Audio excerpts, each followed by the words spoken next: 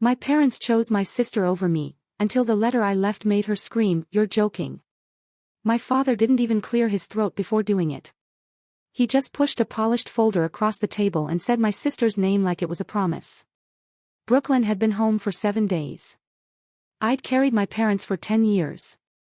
My mother's nod was the loudest thing in the room. I didn't argue. I didn't even blink. Drop a comment and let me know where you're listening from right now. Have you ever been the one doing all the work while someone else took all the credit? I want to hear your story. The boardroom smelled like sage and expensive candles, a scent I had personally selected 3 years ago to calm high-net-worth clients. Now, it just smelled like betrayal. My father, Daniel, leaned back in his ergonomic leather chair, the one I had ordered for his bad back, and gestured vaguely at the folder. It contained the organizational chart for that new Aura Haven.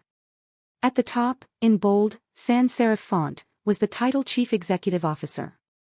Beneath it was the name Brooklyn. My name, Riley, was nowhere near the top. It was tucked away in a sidebar under Support Staff, listed as Director of Logistics. A demotion. An erasure. Brooklyn sat across from me, scrolling through her phone, her nails clicking against the glass screen. She didn't look up. She didn't need to. She knew she had won without ever entering the race. She had spent the last 5 years in Bali and Tulum, finding herself and building an Instagram following of 200,000 people who liked her photos of acai bowls and sunset yoga poses. She had never balanced a budget. She had never negotiated a vendor contract. She had never stood in front of a health inspector at 6 in the morning, explaining why the sauna temperature was 2 degrees off. "It makes sense, Riley," my mother, Erin, said, her voice smooth and practiced. "Brooklyn is the face. She has the aesthetic. She embodies the lifestyle. You're better at the nuts and bolts. The boring stuff. The boring stuff." That's what they called the last decade of my life. The boring stuff was me taking over the business when they were on the verge of bankruptcy. The boring stuff was me getting licensed as a medical administrator so we could offer legitimate treatments instead of just facials. The boring stuff was me writing the entire operational manual from scratch. "We need fresh energy," my father added, tapping the table. "Brooklyn is going to take us global." I looked at them. Really looked at them. I saw the fear in their eyes, the desperate need to be relevant, to be cool. Brooklyn was their ticket to relevance. I was just the mechanic who kept the engine running. They thought I would stay. They thought I would be grateful for a paycheck and a title, any title, as long as I could keep serving them. "I understand," I said. My voice was calm. It didn't shake. "Congratulations, Brooklyn." Brooklyn finally looked up, flashing a bright, vacant smile. "Thanks, Riley. I have so many ideas. We're going to change the vibe completely." I stood up. "I'll leave you to your strategy session." I walked out of the boardroom, my heels clicking rhythmically on the polished concrete floor. I didn't go to the bathroom to cry. I didn't call a friend to vent. I went straight to my office. It was a glass box in the center of the building, designed so I could see everything. The engine room.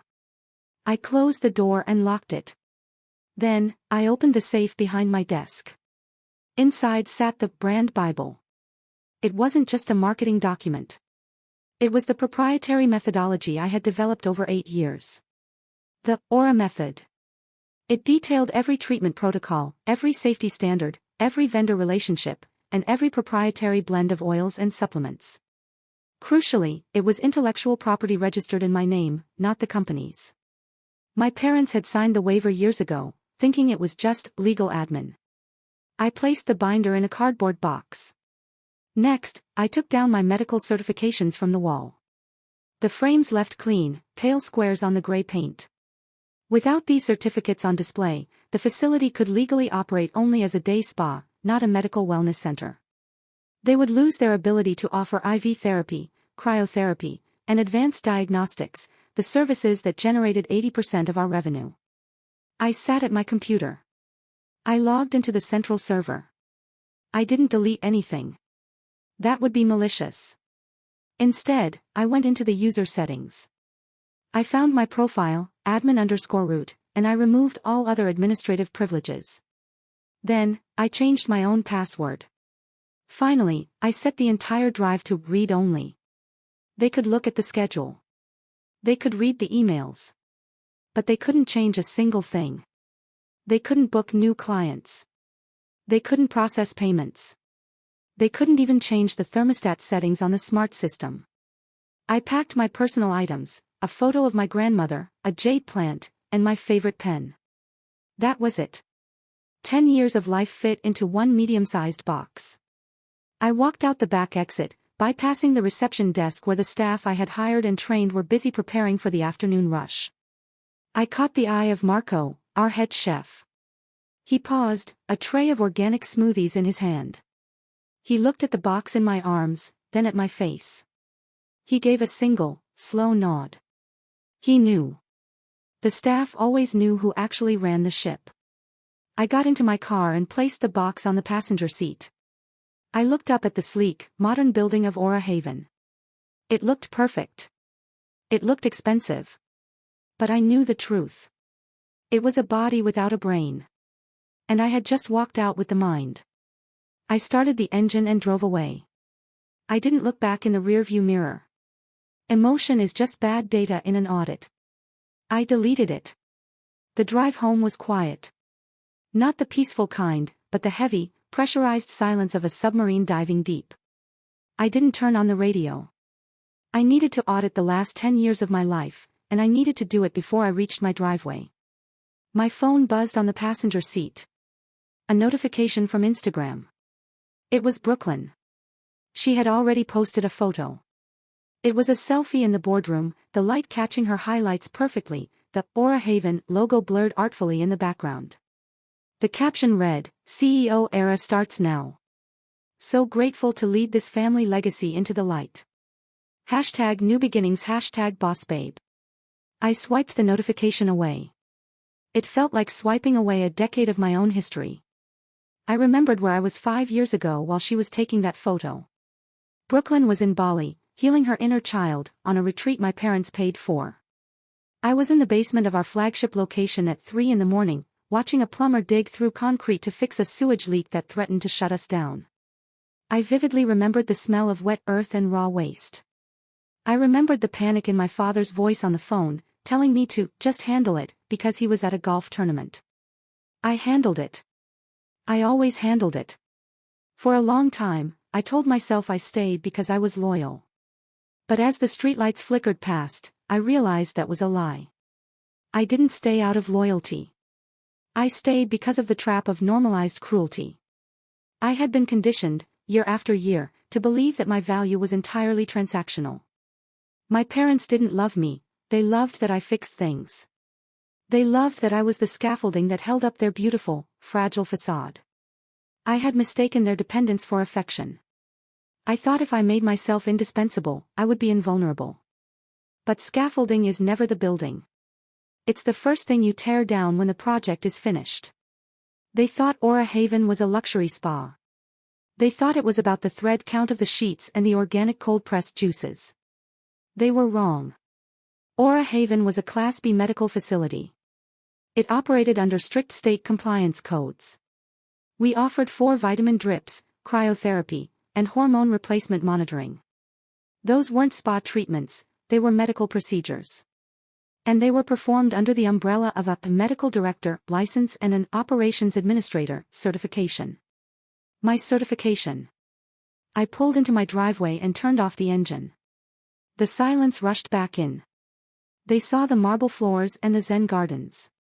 They didn't see the paperwork, the liability insurance, the compliance logs. They saw the body. I was the only one who knew where the heart was beating. And I had just surgically removed it. The next morning, I didn't go to the office. I didn't go to Starbucks. I went to a building on the other side of town that smelled of old paper and lemon polish. Arthur's law office hadn't been renovated since the 90s. He liked it that way. He said it filtered out the clients who cared more about image than the law. Arthur had been the family attorney for 20 years, but he had always had a soft spot for me. He was the one who helped me file my independent contractor agreements 5 years ago when I restructured my role. I sat across from him and laid the brand Bible on his desk. They fired me, Arthur, I said. Constructive dismissal. They replaced me with Brooklyn. Arthur didn't look surprised. He just sighed, a long, weary sound, and took off his glasses. I warned Daniel this would happen. He thinks a business runs on charisma. I need to know where I stand, I said. Technically. Arthur opened a file on his desk. He pulled out the corporate charter and the intellectual property assignments we had drafted back when I developed the Aura method. He tapped the paper with a thick finger.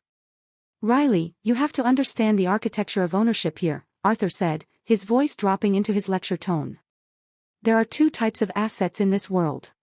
Tangible and intangible. Your parents own the tangible. They own the glass, the concrete, the land, and the massage tables. That is real estate. He pointed to the binder I had brought. But this? The methodology. The operational protocols. The vendor exclusivity contracts. The medical compliance structure. That is intangible. That is the soul of the business. And according to this addendum they signed 4 years ago to save on tax liability, you own the soul. He looked up at me, his eyes sharp. A business without a building is just an idea. But a building without a license, Riley. That's just a liability. It's a corpse. There's more, I said. I need you to look at the financials. Arthur clicked a few keys on his computer. He frowned. Then he squinted. Then he leaned back in his chair, a look of genuine shock on his face.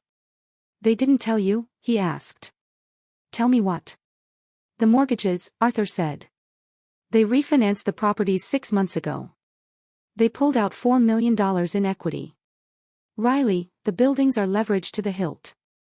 I assume they used the cash to pay for Brooklyn's rebrand and their new vacation home. I felt a cold laugh bubble up in my chest. It wasn't funny, but it was perfect. The final twist. They didn't just hand Brooklyn a company, they handed her a ticking time bomb. The business had 0 equity. The only thing generating enough revenue to service that massive debt was the high-margin medical treatments.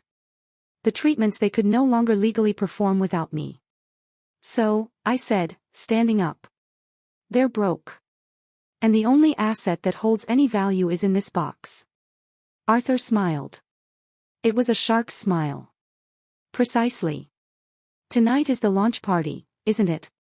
Yes. I think I'll attend, Arthur said. I haven't seen a good demolition in years. The rebrand gala was disgusting in its opulence. They had rented a marquee, hired a DJ from Ibiza, and flown in influencers from Los Angeles. The air was thick with the scent of expensive perfume and the underlying desperation of people trying too hard to look rich. I arrived an hour late. I didn't wear my usual navy blazer and sensible heels. I wore a crimson dress that was sharp enough to cut glass, and stilettos that clicked like a metronome on the pavement. I wasn't there to work. I was there to close the account. I walked through the crowd. I saw my mother, Erin, clinking glasses with the mayor. She looked right through me, her eyes glazing over as if I were a catering staff member she didn't recognize. But the investors saw me. I spotted Thomas, the venture capitalist who had put the first $2 million into our expansion. He was standing near the bar, looking bored as Brooklyn tried to explain the vibe of the new logo. When Thomas saw me, he physically turned his back on Brooklyn. Riley, he said, walking over to me, relief flooding his face. Thank God. I was getting worried. Your sister keeps talking about synergy, but she can't tell me what the quarterly projections are. We need to schedule a meeting next week to discuss the medical compliance expansion. I smiled at him. It was the first genuine smile I had worn in days. We definitely need to talk, Thomas. But not about Aura Haven. What do you mean? Watch the speeches, I said. My phone buzzed in my clutch. It was a text from my mother. Don't make a scene. Just smile and clap. We can talk about a severance package next week. The audacity was breathtaking. They thought I was there to beg for scraps. They thought I was there to negotiate a soft exit. They had no idea I was holding the detonator. The music faded. My father, Daniel, stepped onto the stage. He looked the part of the benevolent patriarch, tan and silver-haired, holding a microphone like a scepter. "Welcome, everyone," he boomed. "Tonight is about evolution. It is about the future. For 10 years, we have built a sanctuary. But every sanctuary needs a goddess." He gestured to Brooklyn, who glided onto the stage in a shimmering gold dress. She waved, soaking in the applause. "I am so proud," Daniel continued, "to introduce the new CEO and the visionary face of Aura Haven, my daughter, Brooklyn." The room clapped. I didn't. I walked toward the stage. I didn't rush. I didn't look angry. I moved with the steady, terrifying momentum of a glacier. I walked up the stairs. Brooklyn's smile faltered. My father looked confused. He covered the mic. "Riley, what are you doing? Get down." I ignored him. I reached the podium. I placed 2 things on the smooth lucite surface. First, the master keycard. The heavy, black plastic card that opened every door, every server room, every safe in the building. Second, a thick red envelope. I leaned into the microphone. The feedback whined for a split second, silencing the room. "I'm not here to ruin the party," I said, my voice clear and cool. "I'm just here to complete the handover." I slid the keycard across the podium to Brooklyn. "The building is yours," I said. "The debt is yours. The keys are yours." Then I placed my hand on the red envelope. "But the Aura method? The medical licenses? The operational protocols? Those are mine. And they leave with me." Brooklyn laughed. It was a high, nervous sound that echoed horribly in the silent room. "You're joking," she screamed, looking at the crowd, trying to play it off as a skit. "She's joking, everyone. Riley, stop being dramatic." "I don't joke about liability," I said. From the shadows of the VIP section, Arthur stepped forward. His voice didn't need a microphone, it carried the weight of the law. "She is not joking," Arthur announced. "As of this moment, Aura Haven is in breach of its medical compliance. Without Riley's license, you are operating an unregulated facility. Your insurance is void. If you perform a single treatment tomorrow morning, you will be committing a felony." The room froze. It was the silence of 100 mental calculations happening at once. The investors, the partners, the bank representatives, they all understood instantly. They looked at the beautiful building. They looked at the beautiful girl in the gold dress. And they saw exactly what I saw. A shell. A hollow, uninsurable shell. Thomas, the investor, set his champagne glass down on a waiter's tray. It made a sharp clink. He didn't look at my father. He looked at me. He took a business card out of his pocket and held it up. Then, he started walking towards me. The other investors followed. It was a tide turning. They turned their backs on the stage, on the golden child, on the parents who had bet everything on an image. They walked toward the person who held the actual value. I didn't stay to watch the scrambling. I didn't stay to hear the excuses. As the room dissolved into chaos, I turned and walked down the stairs. My mother caught me near the exit. Her face was a mask of panic. Her grip on my arm was painful. "Riley, wait," she hissed. "We can fix this. We can hire you back. We'll give you a raise. You can be a consultant. Just, put the license back." I looked at her hand on my arm. Then I looked at her face. For the first time, I saw her clearly. She wasn't a powerful matriarch. She was just a woman who had leveraged her future on a lie, and the bill had just come due. I carefully removed her hand from my arm. "I'm too expensive for you now, Aaron," I said. I walked out of the double doors, into the cool night air. The valet brought my car around.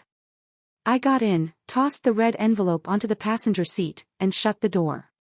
This was the moment I had been afraid of. The moment of total severance. I waited for the guilt. I waited for the panic. But there was only silence. And it was beautiful. I started the engine and drove away. I didn't block their numbers, I didn't have to.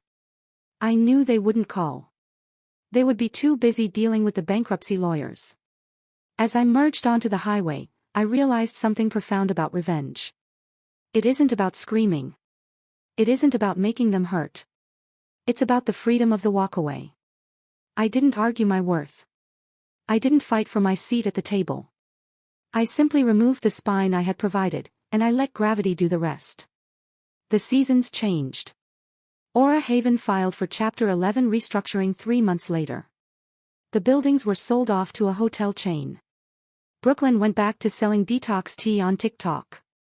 I opened my own consultancy firm, the Architect Group. Thomas was my first client. We rebuild failing businesses, ensuring the foundation is strong before we worry about the paint color. You can inherit a title. You can inherit a building. You can inherit a name. But you cannot inherit the work. That, you have to earn. If you've ever had to walk away to save yourself, share this story. You are the architect of your own life. Don't forget to subscribe for more stories of justice served cold.